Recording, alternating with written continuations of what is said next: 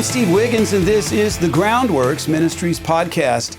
Today we're reading from the book of Luke, chapter 18, and let's focus on verses 9 through 14.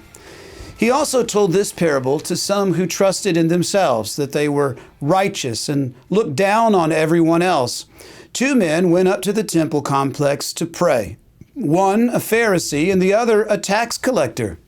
And the Pharisee took his stand and was praying like this: God, I thank you that I'm not like other people, greedy and unrighteous, adulterers, or even like this tax collector. I fast twice a week. I give 1/10 of everything I get. But the tax collector, standing a far way off, would not even raise his eyes to heaven, but he kept striking his chest and saying, God, turn your wrath from me, a sinner.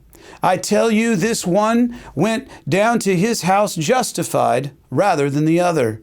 Because everyone who exalts himself will be humbled, but the one who humbles himself will be exalted. Today's passage teaches a sobering message that our righteousness is not based on how well we compete against the righteousness of other men. It all depends on how well we measure up to God's standard, His Word.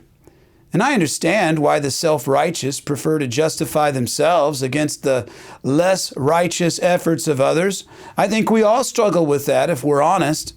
And comparing ourselves to other people is more convenient than gazing into the mirror of God's Word, because we despise the reflections of ourselves that stare back, set against the backdrop of God's perfect holiness.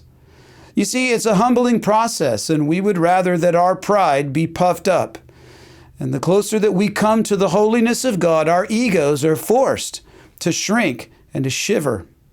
But there is good news. Jesus has fulfilled the law's requirements on our behalf, even down to paying the debt that our past sin has acquired. Consider what the Apostle Paul told the church in Rome in Romans 8, verses 3 and 4. By what law could not do because it was limited by the flesh, God did. And the Lord condemned sin in the flesh by sending His own Son in the flesh like ours, under sin's domain, and as a sin offering in order that the law's requirement would be accomplished in us, who do not walk according to the flesh, but according to the Spirit. You see, God's righteousness can only be attained by completely meeting the law's requirements. And that is impossible for anyone by our own efforts. Nobody throughout history has ever done it, except for Jesus, who is God made flesh. And there we have it, the great human dilemma, right? In order to escape the judgment of God, we need the impossible. And then enter Jesus, the Messiah.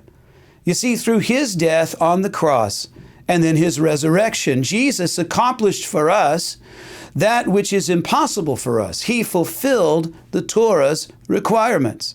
Ephesians chapter 2, verses 8 and 9. For it is by grace that we are saved through faith, and that not of ourselves, but it is the gift of God, not of works, lest any man should boast. So by His grace, Jesus offers us the atonement that He purchased free of charge. And anyone can receive it if they would believe in Him by faith and surrender to Him as Lord. You see, the great mystery of the Old Testament is that salvation has always been by grace through faith, never through the works of men. So in today's passage, why was the tax collector justified in the Lord's sight while the Pharisee is posed as the object of rebuke? Well, because the tax collector humbled himself. He confessed his sin, and he believed that God would forgive him by grace. A humble attitude of worship is what the Lord requires, and He delights to forgive and to restore all who humbly say, Lord, I can't. But Jesus did. Once again, salvation comes when the object of our faith is Jesus and His atoning work on the cross. As the old hymn says, Jesus paid it all to Him I owe. I'm Steve Wiggins, and this is the Groundworks Ministries podcast.